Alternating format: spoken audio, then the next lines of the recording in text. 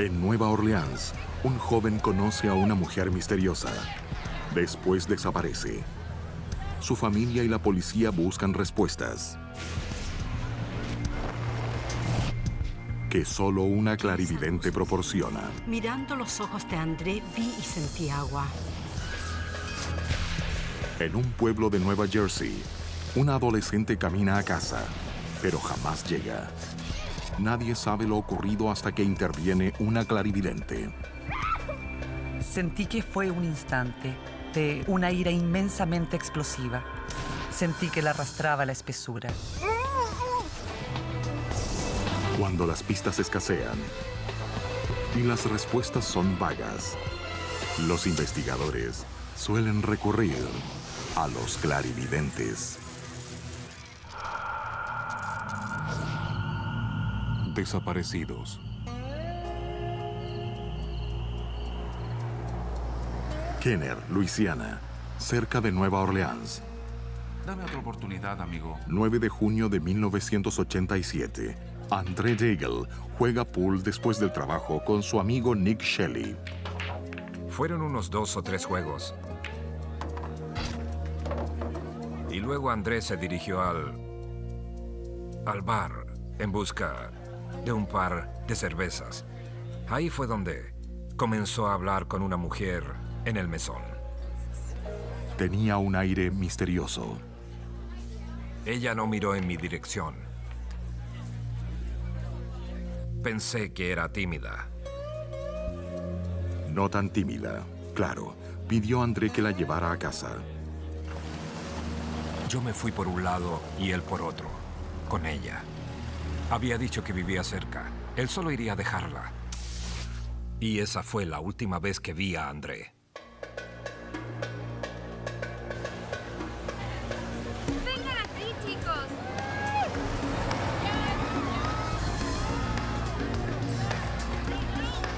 En los días siguientes, familiares y amigos se apresuraron a buscar a André, según su hermano Chris.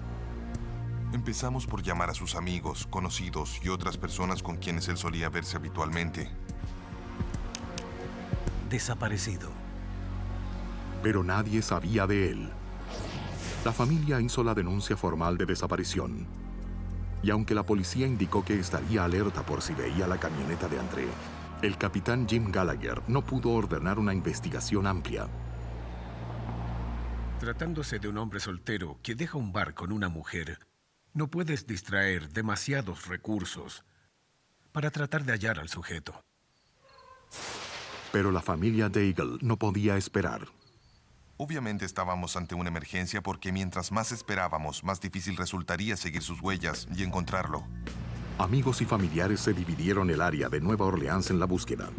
Recorrimos todo el día cada calle de un extremo a otro. Mantuvimos la búsqueda 3 o 4 días con sus noches. No hallaron nada. Centenares de volantes como este no dieron resultado práctico. Buscábamos las 24 horas. Buscábamos el más mínimo indicio, cualquier ayuda posible en cualquier parte. A 3.200 kilómetros en Los Ángeles, el Lynx, hermana de André, teme lo peor.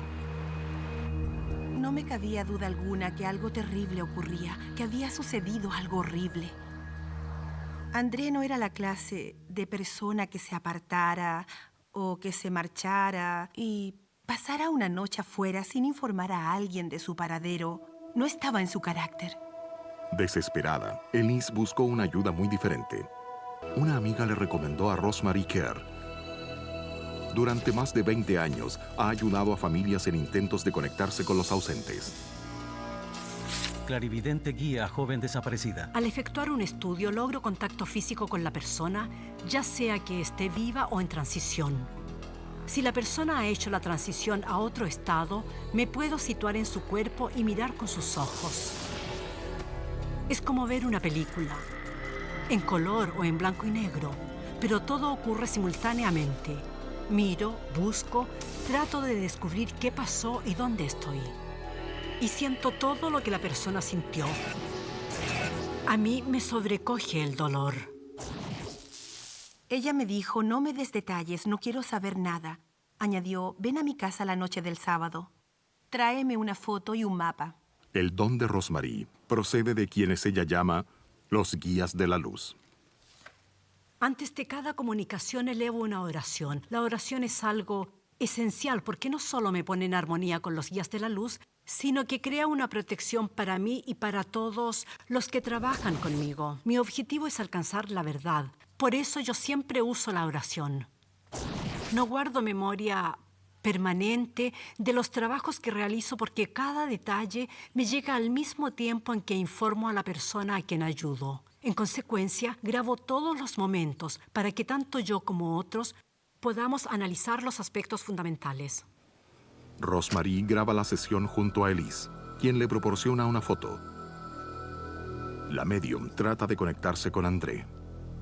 En estas sesiones psíquicas hay abundante energía que circula entre las personas presentes. Es una experiencia intensa. Yo estaba bastante emocionada y, desde luego, esperaba toda la información que ella pudiese darme. Quiero saber sobre un familiar cercano. Bien, dame el nombre de la persona, la que buscas. André. Rosemary se concentra en la foto. Cuando uso una fotografía, se me sensibilizan las puntas de los dedos. Mediante esas sensaciones, mi mente visualiza imágenes, escucho sonidos, en suma, adquiero información. En forma simultánea, todos mis sentidos y los de otros trabajan relacionados para un fin común. Visualicé el vehículo oscuro de André. Dije, encontré el vehículo, Elise. ¿Tenía un auto negro? Es lo que percibo. Es tarde. Elise me insiste. No, era un vehículo blanco. Pero la clarividente tiene razón. Elise ignoraba que su hermano había comprado una camioneta negra. Siento la energía de la persona y puedo dar información. Quién es, cómo es, dónde está, qué está sintiendo. André sentía dolores de cabeza. Porque el vínculo de Rosemary con André se torna físico. Se me parte la cabeza. Siento un dolor intenso, me laten las sienes, se me agudiza en la nuca. Me tocaba la cabeza con las manos en varios puntos. Sentía los golpes y veía todo rojo. Se me agudiza en la nuca. Se me parte la cabeza. Duele. Estoy captando una gran confusión. Presiento a una persona rubia cerca de él. Lo vieron por última vez acompañado de una mujer. No sé el color de su cabello. Estoy mirando, me alerto. Trato de saber qué sucede, dónde estoy, qué lugar es. Rosemary visualiza la camioneta de André. Fijándome en el vehículo en la carretera, pude registrar sus detalles y también vi siluetas de personas.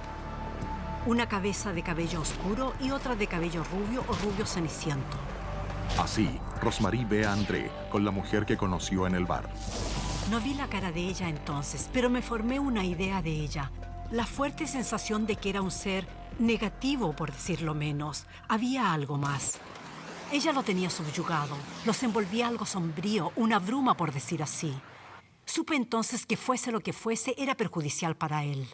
Pero, ¿dónde está André? Aquí hay un mapa.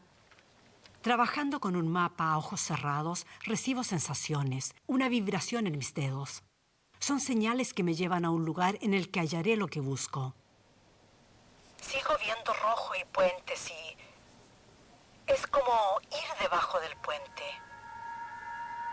Continúo viendo ese 7.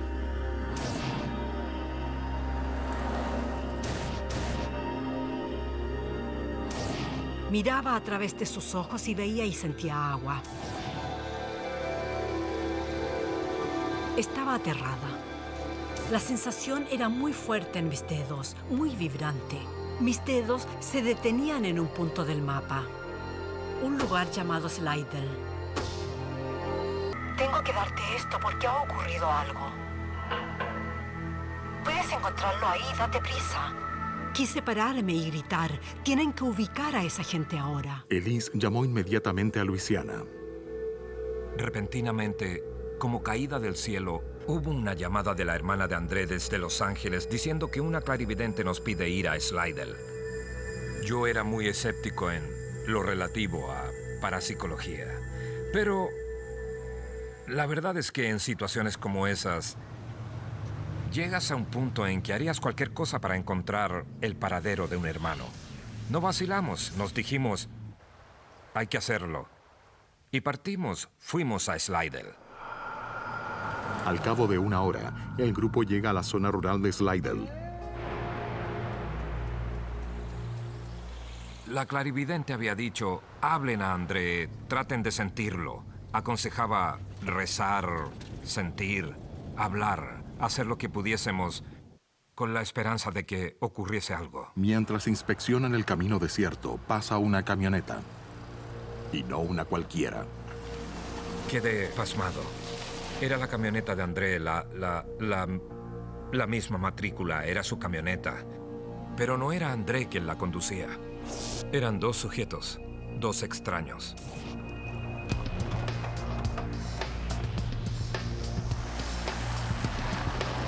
No sabíamos quiénes eran, qué habían hecho con mi hermano. No sabíamos cuán peligrosos eran. Era obvio que tenían el vehículo muy probablemente robado. Nuestra única opción fue seguir el vehículo como posibilidad de que nos condujeran a André. Íbamos por esa carretera oscura, solitaria, avanzada la noche.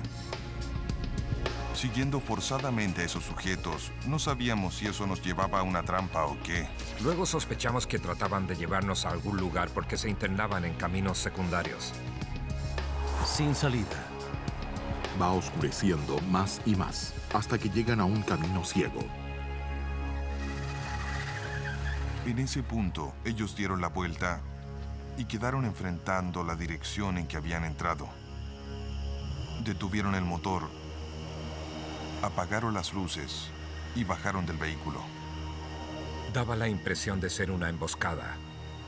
Esperamos sin movernos. La clarividente no había previsto lo que se preparaba dentro de la camioneta de André.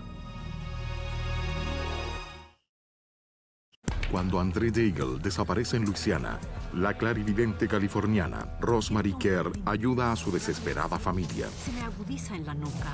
Siguiendo las indicaciones de Rosemary, reconocen su vehículo en Slidell, Luisiana, y se encuentran enfrentados a dos sujetos extraños.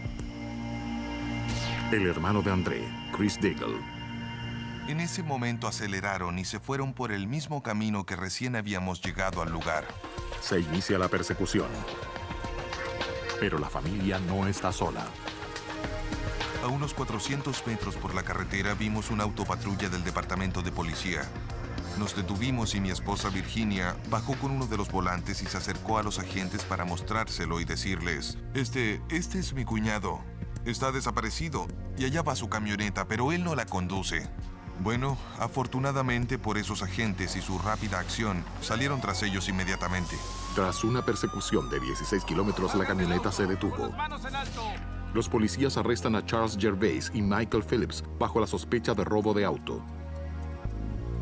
Los agentes encuentran armas en el vehículo, cargadas, listas para usar. Pero no hay rastros de André y los hombres no hablan. El capitán Jim Gallagher se entera que Rosemary Kerr guió a la familia Daigle a los sospechosos. Cuando me dijeron que la información había sido lograda por una clarividente de California, dudé bastante. Me costó aceptarlo. Pero mi trabajo es verificar y establecer si lo comunicado tenía algún mérito práctico. Capitán Gallagher, ¿en qué lo puedo ayudar? Gallagher habló con Rosemary. Incluso ella se sorprendió con la exactitud de su visión. Algo raro en parapsicología. Todo se alteró. Mi cuerpo, mi sistema entero. Sentí todo distinto, como si hubiese alcanzado un plano no existente. Antes, en mis visualizaciones, fue algo diferente. Mencionó las cosas que le había dado a Elise. Confirmó el hecho de no haber estado antes en Luisiana y la descripción de un sujeto involucrado. Mike Phillips, con cabello rubio y largo. Pude mirar a través de sus ojos y ver así dónde estaba el cuerpo de André. Vio un largo puente, el número 7, y agua alrededor de André. Hablé con ella aproximadamente una hora, y cuando colgué el teléfono, bueno, ya era un creyente. Como policía experimentado, Jim Gallagher ha tenido muchas corazonadas, pero esto es muy singular. Las corazonadas que uno pueda tener generalmente tienen su base en algo que has visto, en algo que escuchas al hablar con un sujeto. Lo de ella, que no estuvo en la escena, no vio fotos del lugar del crimen, que no participó en nada, pero produjo información clave, es algo increíble. Sin embargo, Gallagher necesita pruebas concretas. La policía allana el apartamento de un sospechoso y las encuentra. Salpicaduras de sangre en la sala de estar y una gran mancha en el piso. Pero no hay cadáver. Michael Phillips rehúsa hablar. Alega no tener conocimiento de crimen alguno. Pero cuando la policía confronta a Charles Gervais con la evidencia y la revelación de Rosemary sobre el asesinato de André, él confiesa. Soy responsable del crimen. Nos dijo, lo matamos. Lo mataron al deshacerse de él.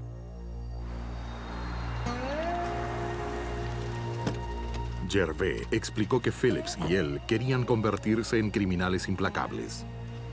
Por eso decidieron hacer un ensayo real. Una forma de asegurarse de que matarían si tuviesen que hacerlo. No podía creer lo que me decía, en parte porque no tenía sentido. Elegirían a alguien al azar, sin tener motivo alguno. Nada que cobrar, sin el propósito de robar algún dinero o valores. Nada. Solo había que ubicar un individuo, atraerlo y darle muerte. Usaron un señuelo atractivo, señala el fiscal LeBlanc. Se valieron de la novia de Michael Phillips, Thelma Horn, para atraer a alguien a su apartamento y poder practicar. Ella había salido 2 veces antes, pero sin conseguir alguna víctima. En el tercer intento regresó con André. Lo golpeamos con un martillo varias veces. Él seguía pero vivo. no murió. Entonces, Cortaron el cordón de la aspiradora, se lo pusieron en torno al cuello y lo retorcieron con el mango del martillo para privarlo de oxígeno. Fue una muerte bastante horrible. Después de confesar, Gervais reveló la ubicación del cadáver. Cuando los agentes se acercaban al lugar, les impresionó la exactitud de la visión de Rosemary. Ella sentía que estaba cerca de un largo puente y que había agua en torno al cuerpo. Indicó que el número 7 era muy importante. Después de un largo puente, Gervais señala la salida número 7. Revela que Phillips y él habían ocultado el cuerpo de André en un sofá para luego arrojarlo a aguas cenagosas. Yo trato de comprender cómo ella logró proporcionar esa información el día anterior a que se determinara que había un homicidio. Es asombroso. Debe haber una manera, pero no sé cuál puede ser. No encuentro explicación. Debo conformarme con aceptarlo. Finalmente encuentran a André, pero no es el final. Hay algunos desvíos en el camino al juicio. La policía de Luisiana detiene a Charles Gervais, Michael Phillips y Thelma Horn por el asesinato de André Daigle. La autopsia indica al médico forense que la causa de muerte fue la estrangulación, además de 14 golpes en el cráneo con un martillo. Tal ferocidad asombra al fiscal W.J. LeBlanc, que ha investigado muchos crímenes.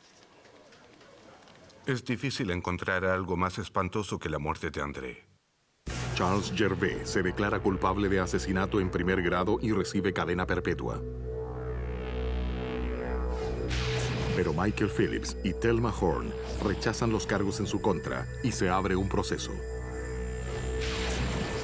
Quizás por primera vez en una corte estadounidense del crimen, una clarividente es citada como testigo de la fiscalía. Para exponer todos los antecedentes, consideré que era importante que el jurado viese a Rosemary, escuchara su declaración y captara así la esencia misma del caso y sus extraordinarias proyecciones. Perfecto. Logré mirar a través de él. Rosemary testifica que durante su visualización sintió fuertes dolores.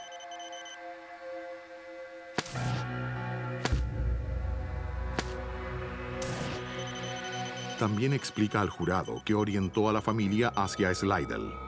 Todo se alteró. El hecho más sorprendente de este caso es que una clarividente dice a la familia que vaya al lugar inmediatamente, lo cual los parientes hacen en el preciso momento en que el vehículo del difunto pasa por ahí con los asesinos en él, algo absolutamente asombroso. Clarividente testifica en proceso. A mitad del proceso, tras días de testimonios condenatorios, Michael Phillips se declara culpable de asesinato en primer grado. Thelma Horn es condenada por asesinato en segundo grado. Sus sentencias son como la de Gervais, cadena perpetua, sin opción a condicional. Los Daigle jamás olvidarán a André, el menor de 7 hermanos en una familia muy unida. Fue un excelente hermano, un maravilloso hijo para mis padres, que lo extrañan. Todos lo extrañamos mucho. Agradecen a Rosemary Kerr por ayudarles a encontrar respuestas. Esta terrible tragedia aún sería un caso no resuelto de no mediar la ayuda de Rosemary. Ha ampliado mucho mi criterio. Ahora creo que todas las cosas son posibles. Al efectuar un La extraordinaria capacidad de Rosemary ha convencido a muchas personas. Antes de esto yo era un escéptico. No había pensado 2 veces sobre clarividencia, pero ahora soy un creyente. Sin duda creo mucho en esa clarividente, en ella en especial, Rosemary. Gervais dijo a la policía que Phillips y él se marchaban del pueblo para nunca regresar cuando los Daigle los vieron. El momento no pudo ser más preciso.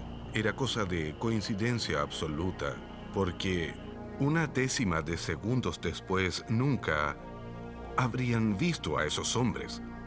El fiscal valora claramente el trabajo de la parapsicóloga. La participación de Rosemary permitió solucionar el crimen. Tal vez algún día alguien habría encontrado el cuerpo de André, pero no a los asesinos.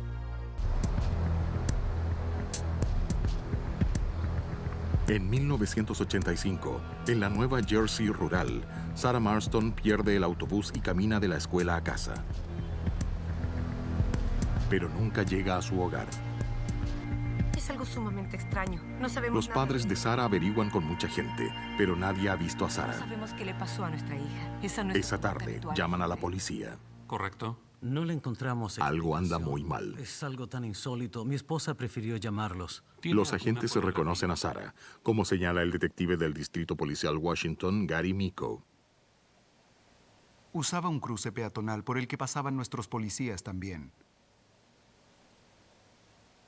Por eso nos resultaba conocida. Un contacto visual breve en la mañana y después en la tarde. Ella saludaba, siempre amable. Así es como dejó su cuarto hoy. No se ha tocado nada. Una inspección del cuarto de Sarah no proporciona pistas. No falta nada. Solo faltan las ropas que llevaba puestas y los libros que llevó a la escuela. Las entrevistas con parientes y amigos tampoco proporcionan pistas. Todos concuerdan. Sarah es una buena chica. Inteligente y responsable. No es de esas jovencitas que huyen de casa. La policía y rescatistas recorren el sendero Patriot, un atajo usado por los vecinos, como también los bosques adyacentes. Tal vez Sarah está allí, herida y necesitando auxilio. Pero no hay rastros de la joven.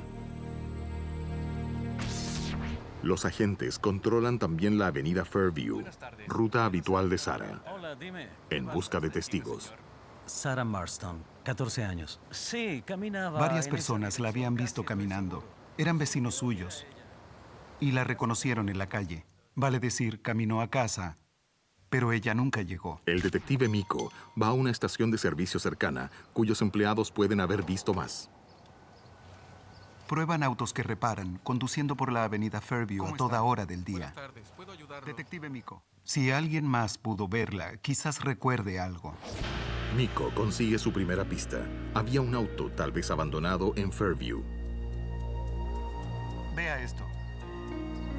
Hablé con el dueño de la gasolinera. ¿Vio algo anormal? Él recordó que pudiera no solo el vehículo estacionado allí, sino que conocía a su propietario, Michael Manfredonia, ex empleado de su estación de servicio. El dueño explica que Manfredonia lo visitó la tarde en que desapareció Sara. Pidió ayuda para reparar su auto que estaba averiado en la calle. El motor no funciona. No puedo ayudarte. Está aquí cerca. No es posible ahora. Habían tenido problemas poco tiempo antes. Prácticamente lo habían expulsado de la gasolinera y se fue. El dueño dice que había despedido a Manfredonia por robar un detector de radar. La misma. Espero que le sirva. Resultó ser un sujeto muy poco confiable y su actitud terminó por Yo fastidiarme. no conocía a Michael Manfredonia. Y fue poco lo que averigüé sobre él, salvo que vivía en el distrito Chester. De modo que regresé a la central y telefoné al capitán de ese distrito para obtener algunos antecedentes sobre Michael.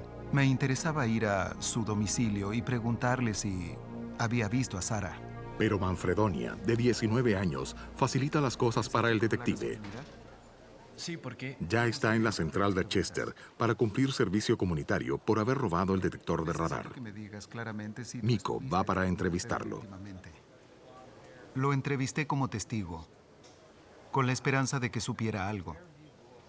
En su declaración me dijo que, en general, había conducido su auto ese día a una tienda próxima a la secundaria para comprar unos cigarrillos y una soda. Cuando regresaba, su auto comenzó a fallar. Entonces decidió ir al taller de la gasolinera para que lo inspeccionaran. Añadió que se detuvo el motor antes de llegar al taller. Estacionó el auto después que se averió.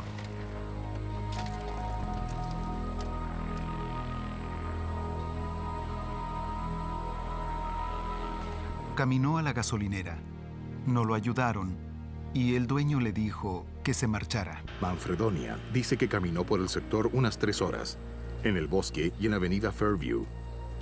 Afirma que nunca vio a Sara. Regresó a su auto, lo puso en marcha y se fue a casa. Manfredonia aceptó acompañarlo al distrito Washington para hacer una declaración oficial. Casi a la misma hora, a 16 kilómetros de allí, la clarividente Nancy Orlean Weber se entera del caso. Hola, recibí una llamada de una cliente quien me dijo que una joven que regresaba de la escuela había desaparecido. Era una vecina de la joven y estaba muy preocupada. Por favor, ayúdeme, dijo. Nancy solicita una foto de Sara. Se produce una intensa reacción parapsicológica. Llama inmediatamente a la policía. Hasta pronto. Les dije, he visto la foto de una chica que desapareció en otro pueblo. Ella está muerta. La mató un joven de 19 años, la arrastró a la espesura y la asesinó. Y añadí, es un sujeto errático. Y él, entonces, había estado observándola irse a casa en el autobús muchas veces. Él trabajaba en una gasolinera.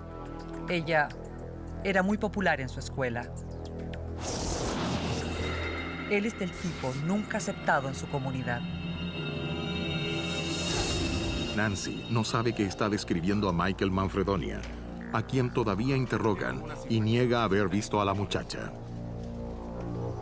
Se había estacionado a más o menos 1 kilómetro de la casa de ella. De modo que la chica debió pasar junto al auto de él. Manfredonia pasa de ser posible testigo a posible sospechoso. Bien, quiero que me conteste lo siguiente.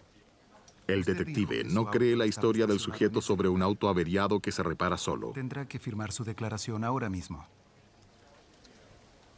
¿Cómo pudo averiarse?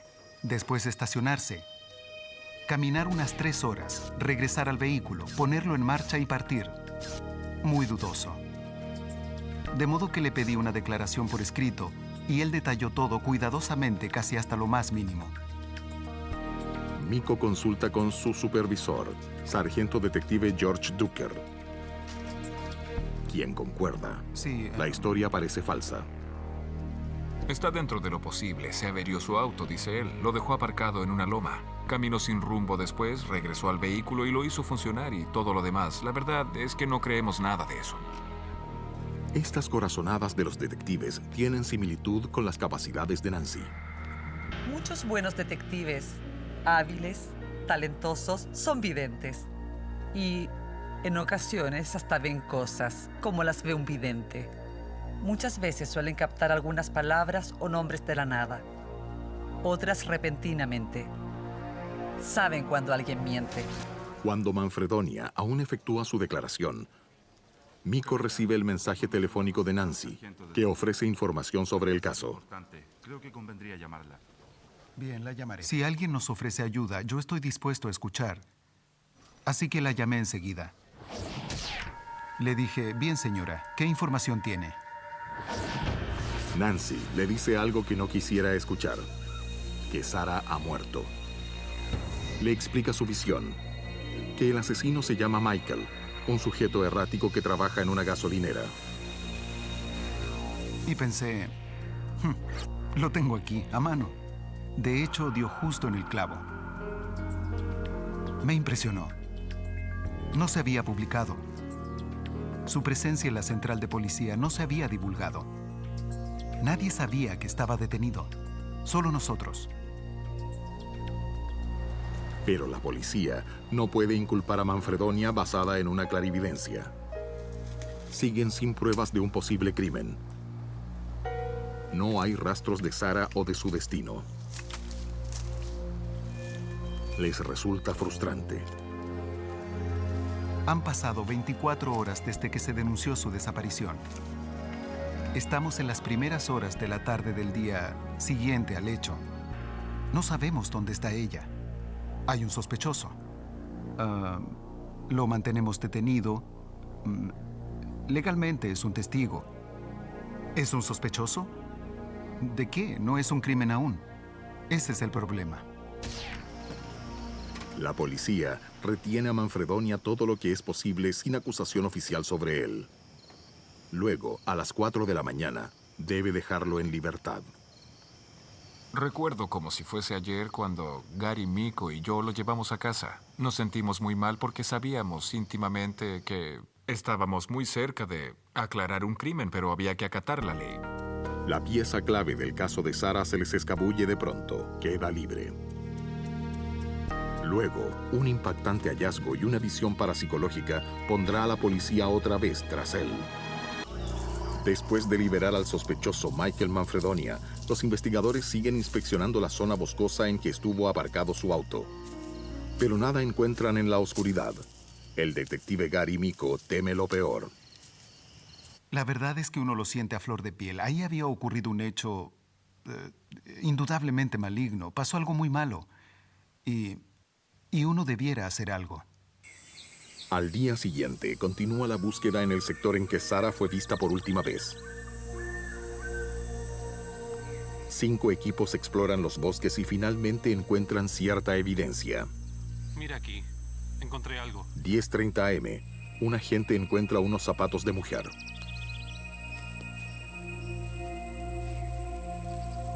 Y después un bolso.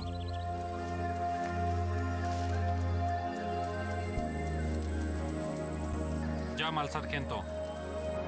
Cuando recibe la determinante llamada, el sargento detective George Ducker se deja llevar por su optimismo natural. Aquí, Ducker, adelante. Cuando me dijeron la encontramos, lo primero que pensé entonces, y fui muy optimista, claro, fue, la encontraron, la chica está viva, se fracturó una pierna. Vamos a sacarla del bosque, la llevaremos a su casa y todo estará bien. Obviamente imaginé cosas. Cerca de los artículos personales, la policía halló una sepultura superficial. La muerte de Sarah fue violenta, brutal. Fue apuñalada repetidamente. Es una terrible pérdida para una comunidad con valores tradicionales. La ubicación del cadáver involucra más aún a Michael Manfredonia. Fue encontrada a unos 60 o 90 metros del lugar en que había estacionado su auto. Ahora teníamos el crimen, pero habíamos liberado al sospechoso evidente. Una vez procesada la escena del crimen, lo que tomó algún tiempo, nos concentramos en encontrar nuevamente al sujeto. Eso se convirtió en una búsqueda amplia. Para entonces, Michael Manfredonia había desaparecido. A cierta hora de la noche, había dejado su casa, que está en una carretera municipal. Es un terreno extenso, lleno de lomas y hondonadas.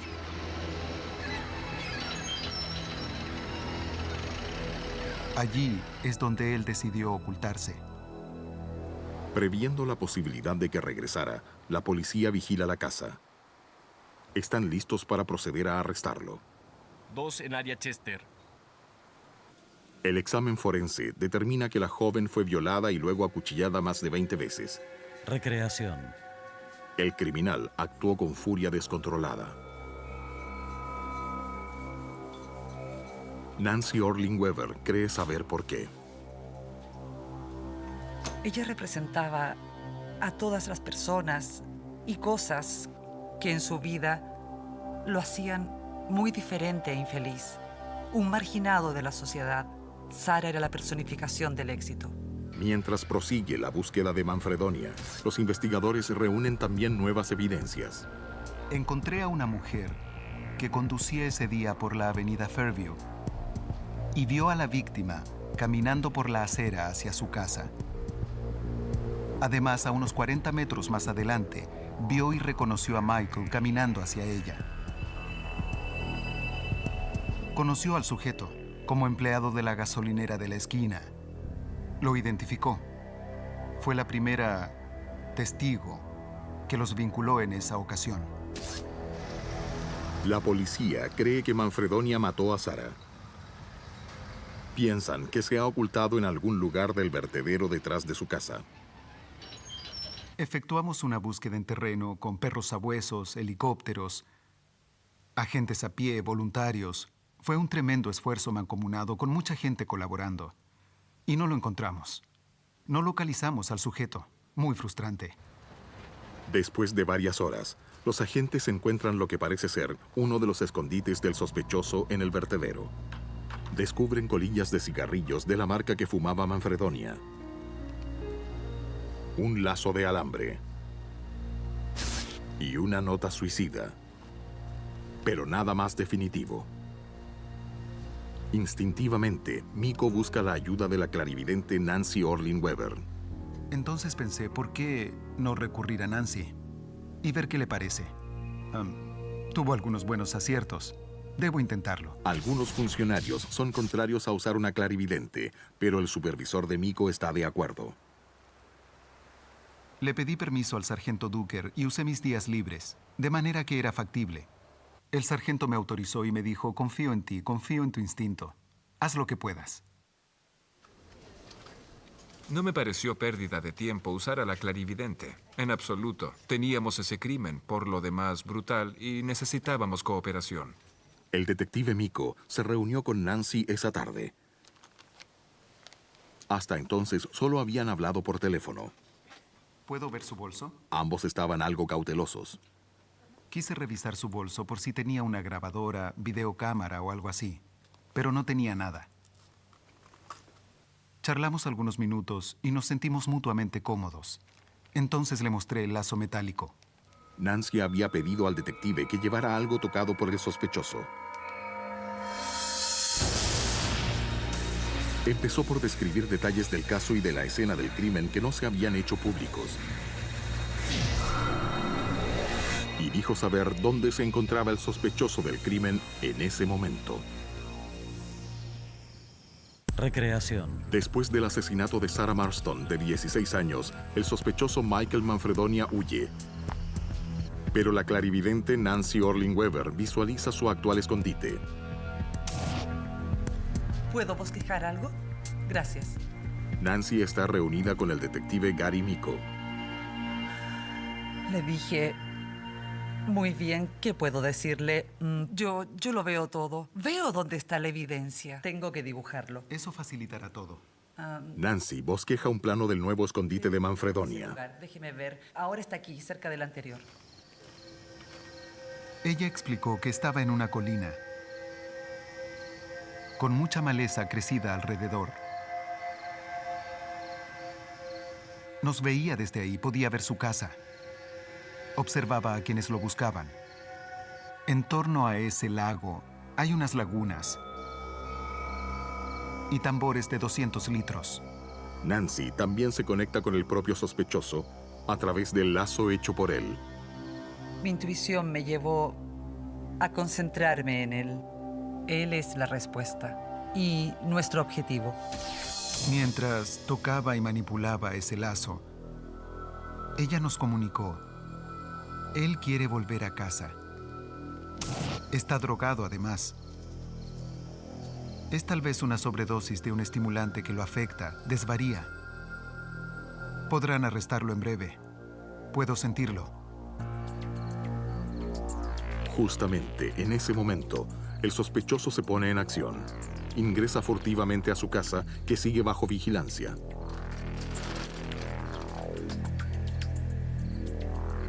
Se dispone a terminar con todo. Y todo termina. Pero no como él suponía. Tan pronto dijo, podrán arrestarlo en breve. Oigo la radio con la voz del oficial que dice: Atención a todas las unidades. Atención, unidades, está en la casa ahora. Debo irme. Manfredonia llega drogado a su casa, tal como Nancy Orling Weber predijo. Había adquirido algunos analgésicos, quizás para tomar una sobredosis e intentar el suicidio. Lo sacamos de ahí rápidamente, lo pusimos en un patrullero y lo llevamos inmediatamente a un hospital.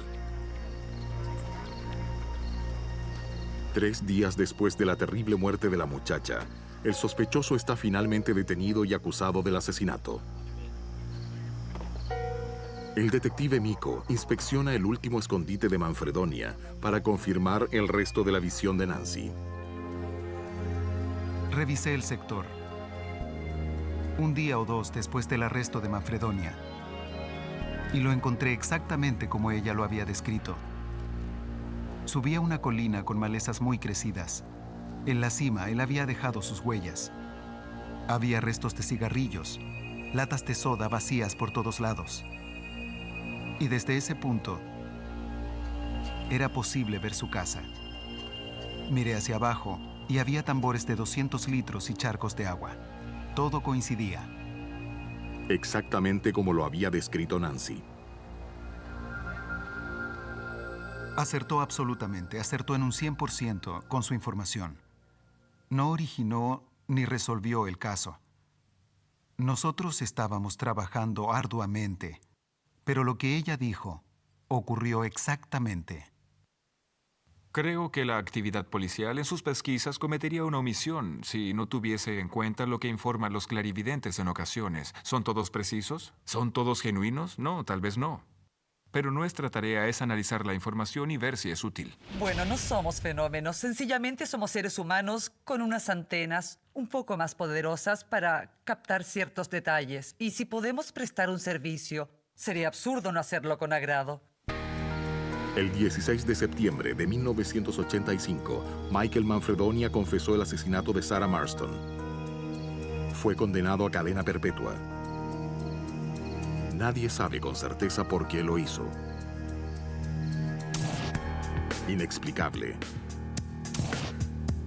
Desafió toda lógica y toda razón. Así se describió el brutal asesinato de Sarah Marston y el de André Daigle. Ambos dejaron constancia también de la capacidad de los clarividentes, que ayudaron a la policía a imponer la justicia sobre sus autores.